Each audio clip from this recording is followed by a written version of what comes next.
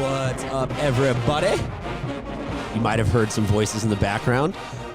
This voice is Christian Pedersen. Hi, good to see you again. We're still getting used to the full technology thing and whatnot in here. But the other voices you heard were... Yeah, to the adoring public that may have not seen you on this year's podcast, introduce yourself. As Mr. Full-Time Hoops, also known as Mr. Full-Time Dad, also known as San Diego State. I'm not on the clock right now. Nobody knows what time, when, or where this is filmed, but we will put it on the poll. Is there a max number of AKAs that one can have in their title? AKA RIP Kobe. Okay, fair enough. All the polls are be able to be found on at SD Prep Insider on Twitter, on Instagram. You can follow Aaron at Full-Time Hoops.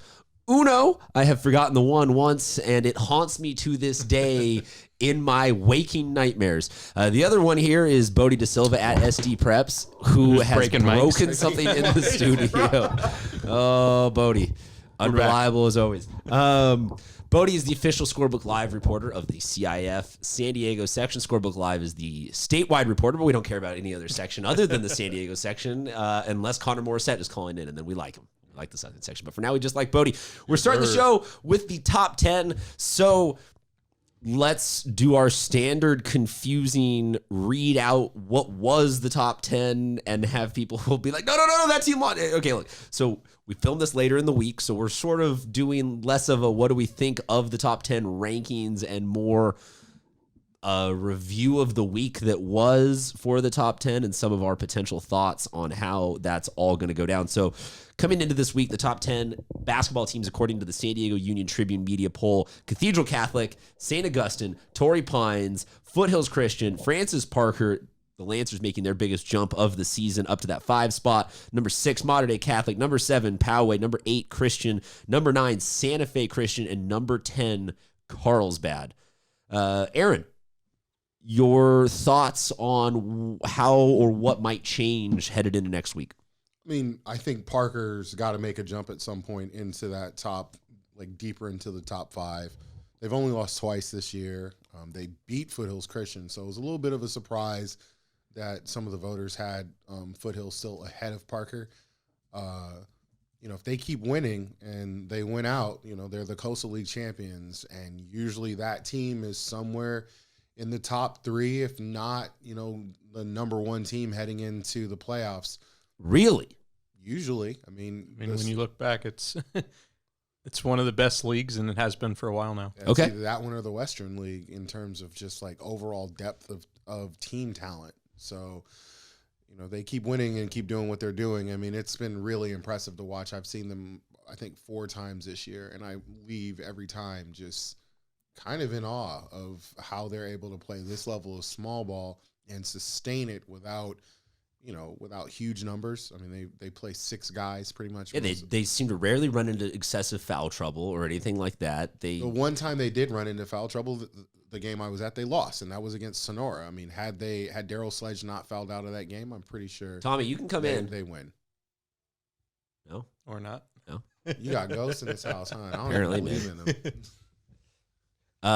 So you mentioned Daryl Sledge, Kimo Ferrari, also a member of that squad. Miles Williams, Camden McCormick. So they're returning a decent amount of guys from last year's team that made a run to the finals and was within a couple of buckets going either way for a championship. Yeah. So it seems. Well, I was just gonna say it seems like they have the experience, sprinkled with the athleticism, sprinkled with the only thing they're missing is a Matt Bender-sized big man to identifiably say like, they have everything that a team would need, but like they don't need it. Yeah, I mean the style that they've adapted to this year, there's been very few teams that have been able to figure it out. And I mean, so far in their opener, they took Cathedral to a 4-point game and then lost to Sonora. And other than that, it's been perfect. Best coaching job of Jim Tomey's career? I'd say so. Yeah, I mean, right now he's got to be the coach of the year. Probably. Was that what? Did I cut you off? Yeah, I would think at this point he's the obvious choice. Really? Yeah. I mean, come on, think about it. You've got no starter taller than 6'2", and you are just not only are you beating teams, you're hammering teams pretty much night in and night out. And yes, the first game of the season, they tied that game with less than 30 seconds left. I mean, they had Cathedral on the ropes. At that time, it was believed maybe Cathedral was having a letdown game after, a pretty competitive performance against Sierra Canyon, but it was not a fluke. Mm-hmm. This team is very good. You say like who else or what else for Coach of the Year. I think my thought on awards like that is I try to look global. Mm-hmm. And I know with football, they awarded it to Chris Livesay from Castle Park. It was a Division V school, not necessarily because of any, he coached elite talented. It was not meant as a disrespect to Jim Thome, but just as I just hadn't put really thought yet into that when category. You look at the landscape and you look at what some of the teams are doing below, I'm probably going to go watch Horizon Prep today. They're 15-2 in Division V, probably one of the better coaching jobs this season. You look at Division III, Coronado with adding Wayne McKinney. They're probably a contender in Division III. Division II, Don Dumas, Bonita Vista has done an excellent job this year. They're the one seed. I'm 110% in on Bonita Vista, and I apologize. I have been ever since Atoa Fox, and there is no footage left that has not been erased and purged to prove otherwise. But the conventional wisdom coming into the year was, one, is Kimo Ferrari going to be fully healthy after the spring and summer that he had where he dealt with nagging knee injuries and he had knee surgery? Two, how were they going to bring Miles Williams back in the fold? But the most important question was, okay, this team is Lilliputian. How are they going to contend in an open division where most of the teams now have a considerable amount of size? You look at Mater Dei, they start 6'8", 6'9", 6'10", Okay, can I ask you then about Mater Dei? And open question to both of you here. I feel like them and Poway have been stuck in this like middle ground of this top 10, and that's not a bad spot to be in. So for a team like that, have we seen the ceiling for them, or are we seeing just mathematically they are the more consistent ones, not too many highs, not too many lows, and that size is something that don't be surprised if a 5 seed puts up a run. Don't be surprised if a 6 seed puts up a run type of thing. Yeah, Mater Dei, they're going to have an opportunity here in 10 days from now. They'll take on Cathedral, which they match up size-wise. The unfortunate thing, you talk about Poway, Mater Dei lost to Poway earlier in the year, so if it comes down to a head-to-head thing, they would lose that flip. Yep. But I think they've certainly gotten better since then, worked in some pieces for this year, and their best basketball, I would think, is still ahead of them. I think the tough part, Poway, too, is also the overall strength of the league. They're going to continue to win, but, you're not going to... And so that's where I kind of ask is because some teams like that just don't have the calculus to propel themselves upwards into that. Mater Dei does. Mater Dei, so 10 days from now, we'll have the chance to know one of those two, and Poway will remain with perhaps a little bit of gray zone going into the playoffs as to just how marquee of a team they could face off against. Yeah, it just depends if Mater Dei can separate from Poway. If they do, then Mater Dei is going to be in a really nice position. If they don't, and they're still neck and neck, then that flip occurs, and then Poway gets the higher seed. Same thing goes with Torrey Pines. Torrey Pines will be in a position where they may flip if they're next to Mater Dei because Mater Dei beat them. Fair enough. Yeah, and on that same day when Mater Dei plays Cathedral, Torrey Pines will play Foothills Christian. That can come down to another flip, and Foothills win over Cathedral early in the year could also come down to a flip. So a lot of interesting situations. All right, so I think that this list extends maybe 7 more teams, 5 more teams, depending. Like, there's a ton of others receiving votes type categories. Anybody new making it into either of your top 10s by the end of this week, you think? It's gonna take some of those teams to take losses. Even Santa Fe Christian taking a loss at Foothills yesterday. Still they were very competitive in that. That's top 10 on top 10 crime. So yeah. Exactly. So nobody knew on the radar. Yeah, for me this week, Carlsbad stayed in there. In league so far, 4-1. They picked up. Obviously, they came back against San Marcos with a big fourth quarter, and then Jalen Nelson hit a game winner from 35 feet to beat La Costa. The girls' team has been doing that too. Yeah, like the Carlsbad just basketball they took program down Mission across Hills, the board. and but in buzzer beater had to sink a free throw at the whatever is going on at Carlsbad this year. Carlsbad, man. I feel for their administrative staff having to be there with their heart beating just uncontrollably. Like they just have to watch these games. Check your pacemakers. Yeah, seriously. I hope Amanda Waters is doing her Tai Chi at the end of the night to calm herself back down. Another underrated matchup on that same day, Battle of the Bay, is the 2:00 game, Parker versus Christian. Well, we're going to talk about Battle of the Bay a little bit later in the show with What's Good, because I mean that's What's Good, because that is 10 days from now, correct? Yep. So on the time by the this will be out by the middle of the day, January 30th. So 10 days from now. It's not terrestrial radio, so it's a little hard sometimes to tell people exact dates and times. Closing notes on the top 10 before we move on to game balls. I think that for a lot of the teams that I see right now, it does start to get a little repetitive. Like, we can't talk about anything necessarily new or big that any team is doing, but at the same time, like, this could all go away at the end of the day, like, and just be poof, 5 teams lose, and we have a new version of this. But I don't think we're going to get many different team. Like, I think we're pretty close to what I see as the top 10 teams, whatever the final incarnation of it. But I think that close to this is our final list. I think a few weeks ago you could see maybe 5 or 6 additional teams make a late run to get an open spot. At this point, it's probably maybe 10 for the 8 spots. Mm-hmm. Among the top, there's obviously still room for movement with some big league matchups. All right. Well, we will be right. Okay, so swipe over if you're watching on Instagram TV, or stick around if you're listening to the show. You are listening to the San Diego Prep Insider High School Sports Show, brought to you by Blast Radius Coffee, Christian Pedersen, SD Preps, and Full-Time Hoops 1. Be back in a second. What's happening, sports fans? Welcome you to Game Balls. We don't really have a ton of intro graphics and whatnot to it, but we're getting there. I am joined by Full-Time Hoops 1. Say what's up. Rocking the flannel today. You're looking like I want to say like an LL Bean catalog. Okay. You're looking nice. Bodie De Silva is also here. He's with SD Preps. He's the Scorebook Live official reporter for San Diego section. I wish you could get his shoes. Oh, we'll get his shoes. We just flashed to a photo of his shoe, or to a video of his shoes right there, actually, so that everybody could see it. Nice. Very small steps forward. Very small steps forward. Hard to believe that this used to be a Fox Sports television show.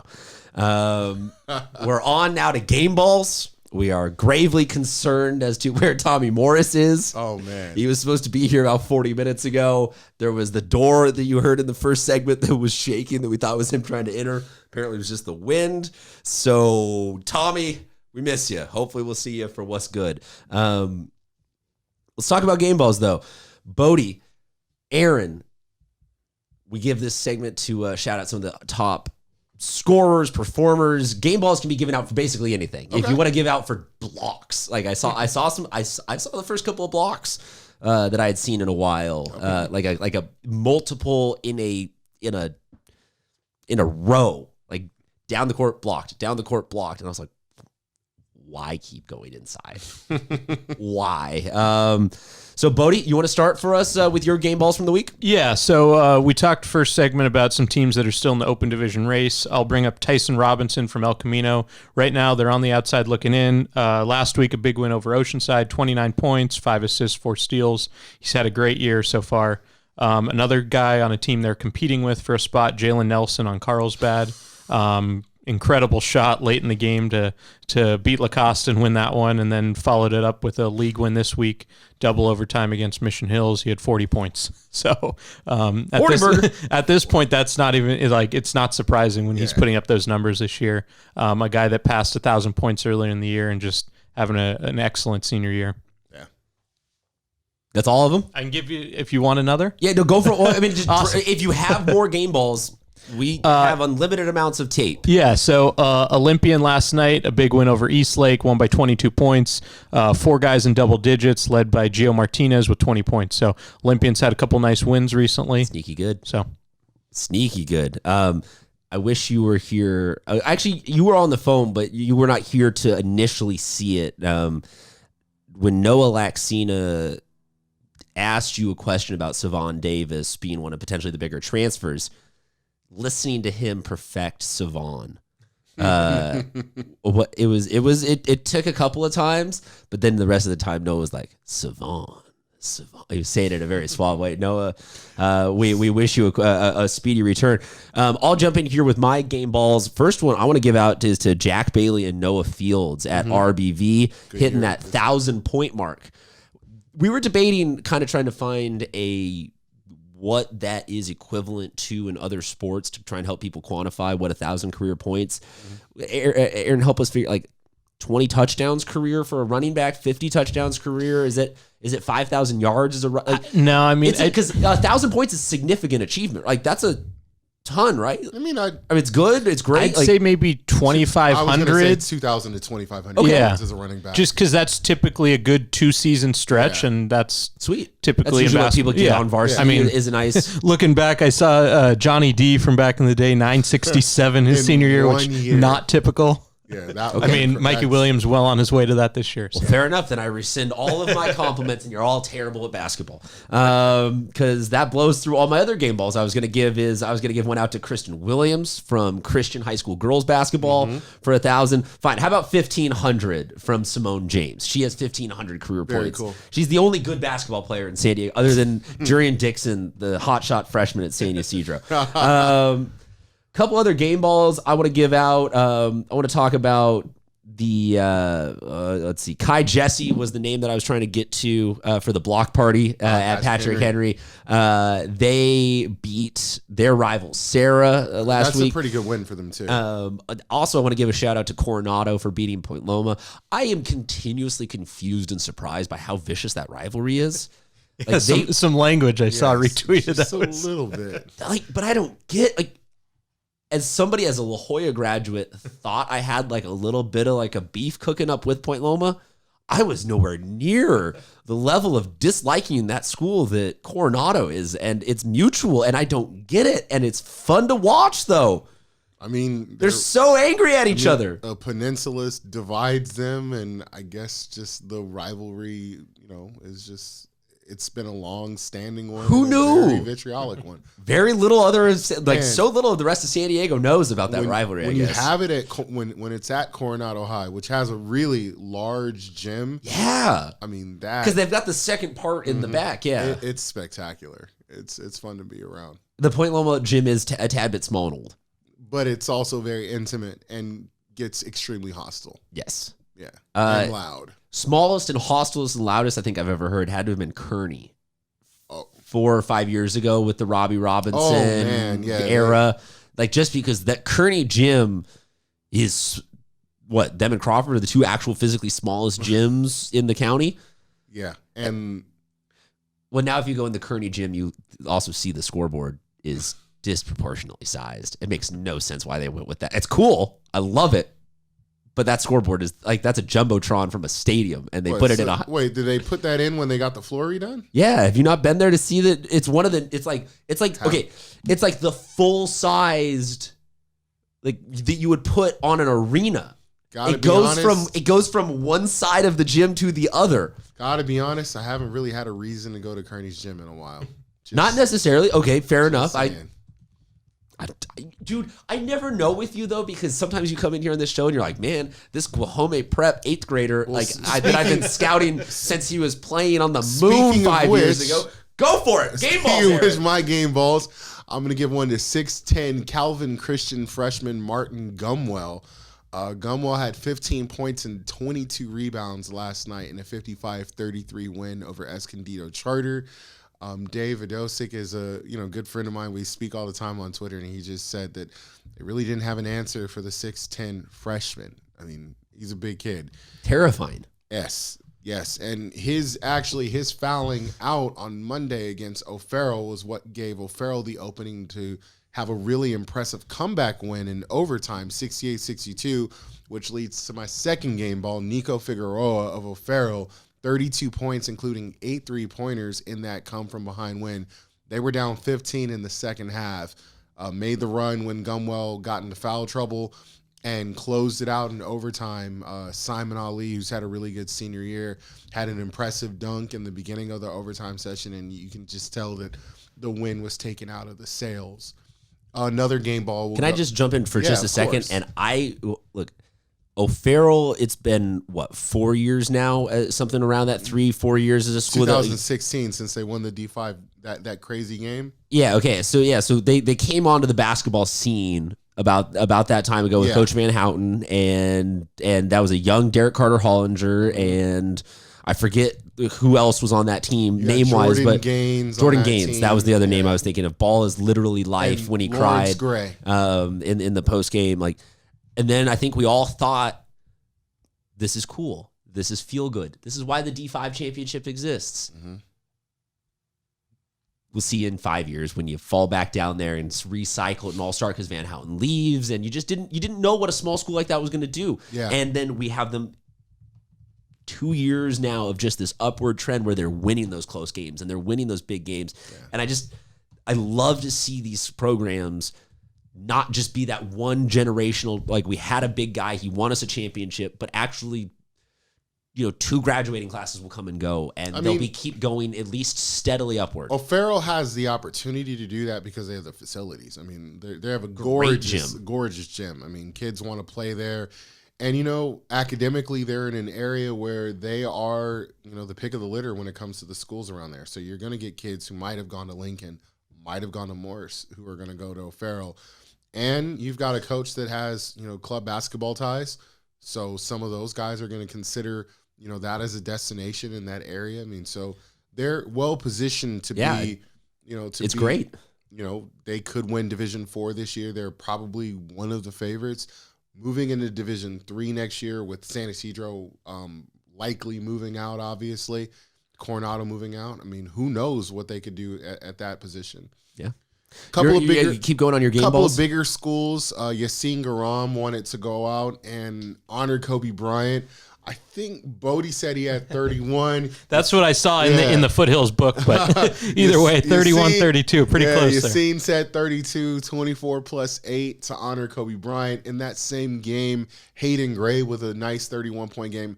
Hayden's had a very sleeper all-CIF level season. I mean, he's had some really big games, kind of navigating through the season-ending injury of Trevin Martin.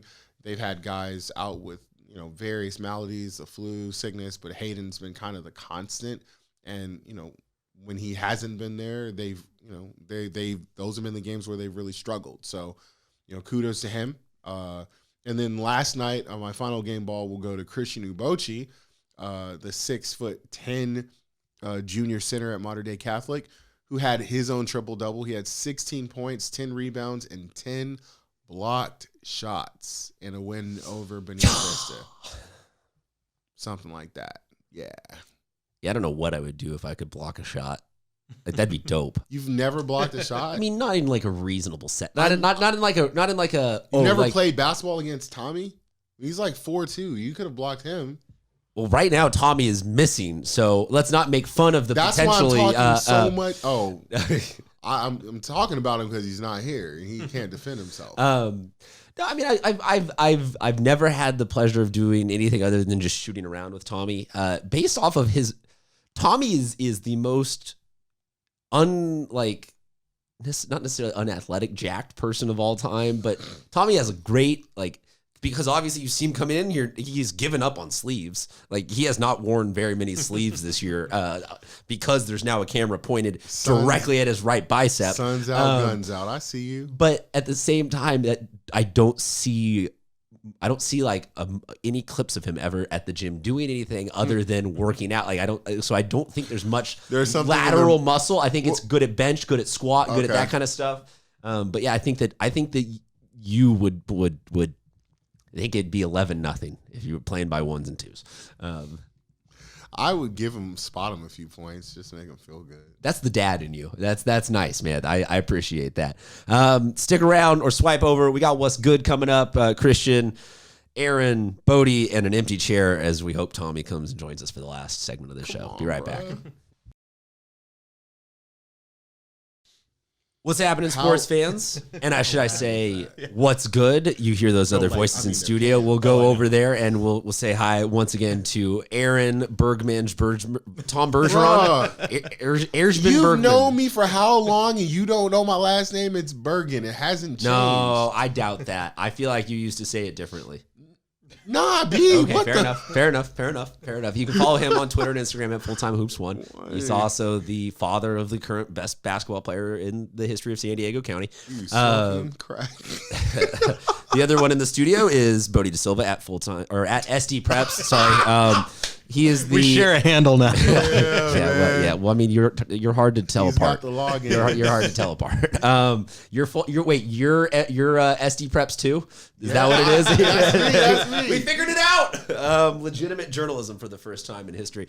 Aaron is going to play What's Good with us for the first time. So for those of you just joining, What's Good is our segment that we close out every week's show with. Kind of just talking about what we think is good from the week that was, the week that will be, talking about literally just anything high school sports related. Bodie, you were saying that you wanted to talk about some of the commitments. Before we get to that, I will say February 5th at Petco Park, the San Diego Sports Association is throwing their shindig for anybody that has signed a letter of intent, Division 1, 2, 3, NAIA. If you are an equestrian or Acrobatics. or crew or any of that kind of stuff, rugby, come on down. Like if you are going to be going on to the next level, come celebrate your signing with us. Bodie, you wanted to talk about some of those signings though. Yeah, so for a lot of football players that didn't sign in the early signing day, now that that's been instituted, there's been a lot of commitments since Can we please just cut to the chase and start talking about Grant Norberg? Well, Grant Norberg committed to UCLA. That was awesome. That's huge. We got Daniel. Kind of sneaky, like, or is you okay? Grant, don't take this the wrong way. Is that a sneaky choice? And like, are they finding a diamond in the rough, or is UCLA just bad now at football? No, I mean he's a guy Grant, that, I say that that I'm as an really alumni. I'm really surprised more schools weren't on. I know he visited some schools during the year, but UCLA, I think they'll develop him there. I would expect him to redshirt, put some weight on. But he's going to be like that kid that we see as a junior, and we're like, wait, I don't remember him being that. And like he's like a literal like lumberjack axe murderer. At that size, I mean, like Zeus. Yeah. there's a lot to work with, and I would expect him to be really productive there. Deal. Keep going. Daniel Koloka from Brawley, really good lineman prospect, popped up late in the year. He's headed to UNLV. Kyle Vassow from Carlsbad. He was my choice for CIF Defensive Player of the Year. That game against Cathedral, one of the best I've ever seen. He's good. He's headed to BYU. Carson Fail from El Cap. I'm hoping I'm not screwing up the name there. He's headed to USD. Ryan Bill from San Pasqual. He's headed to USD. Oh, by Aaron. We had Ryan on the show this week, earlier this year. Scariest, deepest voice that like Ryan Bill. I wish I had it queued up. We should have coordinated notes on this.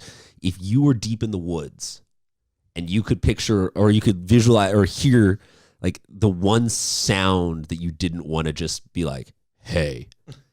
It would be Ryan Bill's voice. It would terrify me to be like, if I heard that in the middle of the night out in the woods, I'd be like, no, I'm dead. That's it. That is the voice that is of a monster that has come to kill me. So congratulations to him. On to the next one. Yeah, a couple linemen from Mission Hills. Noah Arce on the offensive side. Him once. And Shiloh Seau on the defensive side. They're both headed to Colorado State Pueblo.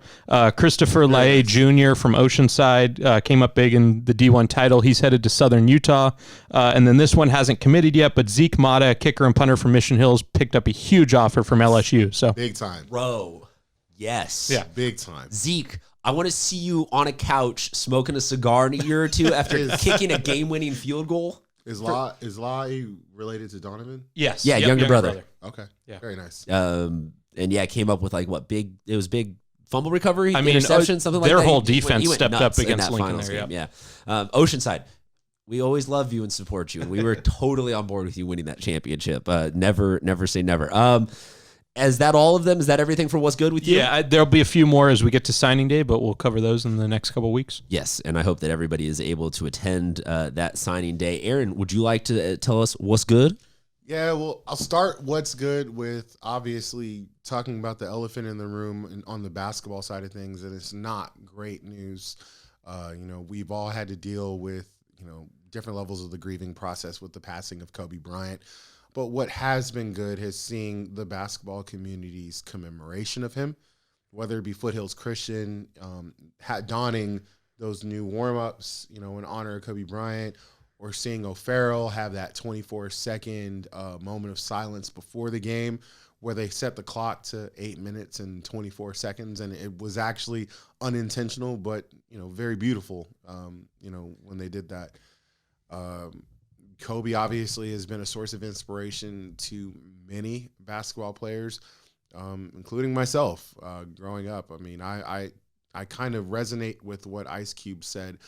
I don't have too many role models or heroes that are younger than me, and he's actually the last of those basketball stars that was just older than me. I was 14 when he started in the league at 17, turning 18. And, I looked up to him, and I, thought the world of him. He frustrated me as a Lakers fan.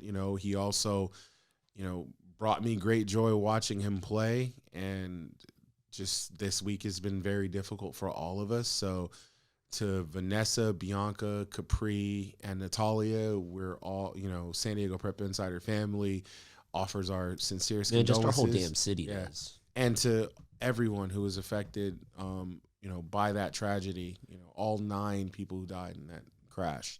If you don't mind, I'll just follow up with, I think that it's, to me, been interesting and amazing. I saw it in person, the game that I was at that did a moment of silence was Point Loma. I've seen a dozen plus different, we got tagged on it in social media, and they like the El Cajon Valley girls team did a 24-second drill. Like Wayne McKinney wearing number 24 in honor of Kobe Bryant. And to me, it's so crazy that someone that didn't have a tie to San Diego can still have a tie or a pervasive influence on Black, white, Sikh, Indian, Mexican, young, old, male, female, that really just Kobe's language of basketball and hard work was a universally understood thing. And to be a girl dad and to affect the girls basketball community, you have to just like, you have to feel something, because that's crazy sad, but also you have to feel something because that's crazy humbling and cool to see that a whole county knows how to properly at least attempt to deal with that grief and respect for Kobe. So I thank you for sharing that with us, Aaron. Sure. I think, were you going to mention Battle at the Bay and what's good? This is why we have it. Talk about what's good. All right, so that will be the what's good part is the 3rd annual Battle at the Bay, February 8th, next Saturday. 2 sessions, a day and a night session. Games, Army-Navy versus Olympian, San Diego versus La Jolla Country Day. Boom. Francis Parker versus Christian Boom. to close the day session. Then, of course, you got the big night session, Mission Bay versus RB. Boom. Modern Day Catholic versus the number 1 team, Cathedral Catholic. Boom. And Torrey Pines versus Foothills Christian. Boom. We will have Marshawn Cherry on the show next week to talk about this event, because it's being hosted by Mission Bay, hence the Battle at the Bay. Yep. Not everybody puts that together. Just like Tommy doesn't always show up to all of our shows. But I will say this, man. 6 games at one place in one day is already great, any amount of type of basketball, but they do a special kind of job of making this feel like just the perfectly layered event, because it's a league battle for a lot of these teams. It's a rivalry that extends into some AAUs and all sorts of stuff. I mean, last year's battle between the Tayshaun Cherry Foothills Christian and the Boogie Ellis Mission Bay, like in front of a packed small, after a whole day of games, was just it was hard to handle that much excitement about it. But this is an event where like you go to this for a reason of getting like premier amazing basketball to check out. So that is definitely what's good. What's good. Any other what's good, or you mind if I close this one out? I'm good, bro. Okay, so I will say what's good is things like the commitments and finding out that San Diego does have a ton of ballers, because when you get that one kid committing, then you start to have the others post about it. And man, we're going to have like 150 to 300 kids at the signing event. That's awesome. And that's what's good, is that San Diego, like, don't let anybody tell you otherwise. If you are playing college sports at any level, you are doing something that not like the numbers jump from this amount of people get to do it to this amount of people get to do it. So Do you Amen. go to CSU Pueblo? Go to the University of the Moon. Go study on, Jupiter's moon Io, and play for their golf team. Like, if you're doing anything like that, I don't care where it is or anything. We want big schools, small schools, and everyone in between. We're gonna see this. What's good is that San Diego has a lot of ballers, and in unexpected ways. I mean, we got wrestlers that are going to D1 colleges. We've got soccer players that are going on to a great school. Like, it's just killer to see this kind of stuff all start to come together. I'll say that's what's good. And then the other thing that's what's good is rivalry games. Oh, yeah. Oh, my goodness. Oh, yeah. We throw a lot of hyperbole around on this show, like, oh, this is the biggest game ever. But when you get into that gym or onto the soccer field or whatever it is, and it's that special something where those two schools really don't like each other, I lose myself into those days where you just a 3-pointer that hits with 0 on the shot clock, but is in the middle of the second quarter, and it's a 24-12 game, but the crowd still is just like having to be held back by the administration, being like, "Get off the court, dumbasses." Those games. I mean, that's why I do this job. I love this part of the season. So I'll say is what's good is that all of the league and all of the rivalry, like, that's all we have left now for the season. We have 2-ish, 3-ish weeks of like this time of year last year, we were having Sweetwater in here dropping bars about how badly they want to beat San Ysidro at 2 games. Like, these are the times that a lot of people look forward to a lot of times. So this is the time that I look forward to. I'll say that's what's good. Can we close out on a note? Just hit everybody with a rivalry. We talked about the Point Loma Coronado one. Hit everyone with a rivalry that has surprised you in its intensity over your time on this gig. Geez. Gotta think about that one. I'll go Steel Canyon Valhalla. Okay. That one surprises me. They get after it a little bit. RBV Vista. Okay. Yeah. You can't take that one. You can't take that one. That one gets really heated. I'll go Poway Rancho Bernardo, and I think especially in baseball, where they've both been super consistent, but baseball, really in every sport. I mean, World that's Series. one that neither school really likes each other. Yeah, they don't. Actually, you know what? Yeah.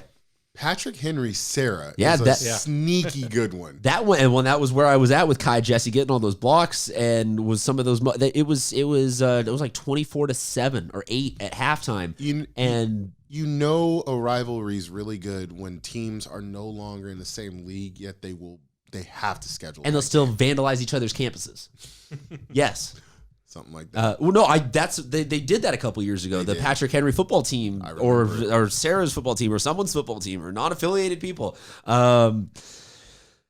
Hit us up at SD Prep Insider with your favorite of the rivalries, something that we might not have gotten to, and let us know what league games and what you guys think is what's good. I'm Christian Pedersen at Mr. CPED. This is Tom Bergeron at Fulltime Hoops 1, and that is not Tommy Morris at SD Preps.